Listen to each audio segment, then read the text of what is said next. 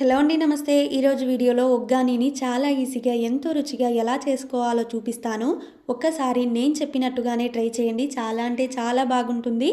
మరి వీడియోని ఎక్కడ స్కిప్ చేయకుండా చూసేయండి.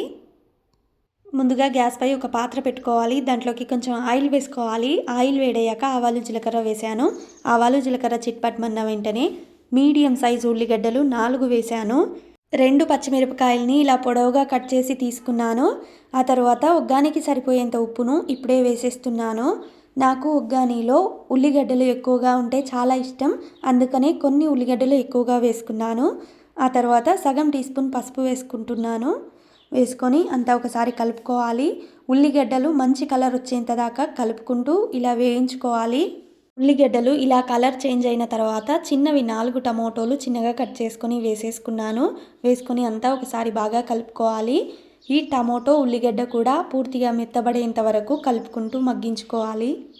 కొంచెం ఎండిన కరివేపాకుని ఇలా చేత్తో నలిపి వేసేసుకుంటున్నాను. వేసుకొని అంతా ఒకసారి కలుపుకొని టమోటో ఉల్లిగడ్డ పూర్తిగా మెత్తబడేంత దాకా మూత పెట్టుకొని మగ్గించుకోవాలి. ఇప్పుడు మూత తీసి చూద్దాం. చూడండి, పైనంతా ఆయిల్ తేలింది కదా. దీంట్లోకి అల్లం వెల్లుల్లి పచ్చిమిరపకాయలని ఇలా మెత్తగా మిక్సీకి వేసుకుంటున్నాను. ఫ్రెష్గా దంచిన అల్లం వెల్లుల్లి పేస్ట్ వేసుకుంటే ఒగ్గాని చాలా రుచిగా ఉంటుంది. ఇప్పుడు ఈ అల్లం వెల్లుల్లి పేస్ట్ మొత్తం పచ్చివాసన పోయేంత దాకా కలుపుకుంటూ మగ్గించుకోవాలి. మాడకుండగా జాగ్రత్తగా కలుపుకుంటూ మగ్గించుకోవాలి. టమోటో ఉల్లిగడ్డ అంతా ఉడికింది. దీంట్లోకి కొన్ని నీళ్ళైతే వేసుకుంటున్నాను. వేసుకొని ఇలా ఒకసారి కలుపుకోవాలి. కలుపుకొని ఈ నీళ్ళని కూడా ఉడికించుకోవాలి. చూడండి, నీళ్లు ఉడుకుతూ ఉన్నాయి కదా. నేను 4 సేర్లు బొరుగులు తీసుకున్నాను. 4 సేర్లు బొరుగులని అప్పుడే నానబెట్టి ఒక 15 నిమిషాల పాటు నానబెట్టి నీళ్ళల్లో నుంచి తీసి పక్కకు పెట్టుకున్నాను. ఇప్పుడు దీన్నంతా ఒకసారి కలుపుకొని ఈ బొరుగులని దీంట్లోకి వేసేసుకోవాలి.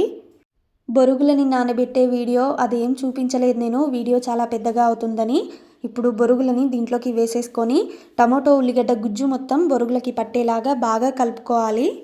ఆ తర్వాత 2 నిమిషాల పాటు చిన్న మంట పెట్టి ఇలా మూత పెట్టుకొని మగ్గించుకోవాలి. దీంట్లోకి నేను పప్పుల పొడి వేసుకుంటున్నాను. పప్పుల పొడి వేసుకున్నాక ఒగ్గానికి మొత్తం పప్పుల పొడి పట్టేలాగా బాగా కలుపుకోవాలి. ఇంకా గ్యాస్ ఆఫ్ చేసేసాను. అంతే, కలుపుకుంటే ఒగ్గాని అయితే రెడీ అయిపోయింది. చూస్తున్నారుగా, చూస్తుంటేనే నోరూరిపోతుంది. చాలా అంటే చాలా రుచిగా ఉంది. ఇలా సింపుల్గా ఒకసారి అయితే ట్రై చేయండి. మరి వీడియో నచ్చితే ఖచ్చితంగా వీడియోని లైక్ చేయండి. మీరు లైక్ చేయడం వల్లే నా వీడియో చాలా మందికి అయితే వెళ్తుంది. మరి ఇలాంటి ఇంకెన్నో మంచి వీడియోల కోసం ఇప్పుడే మన ఛానల్ని సబ్స్క్రైబ్ కూడా చేసేయండి.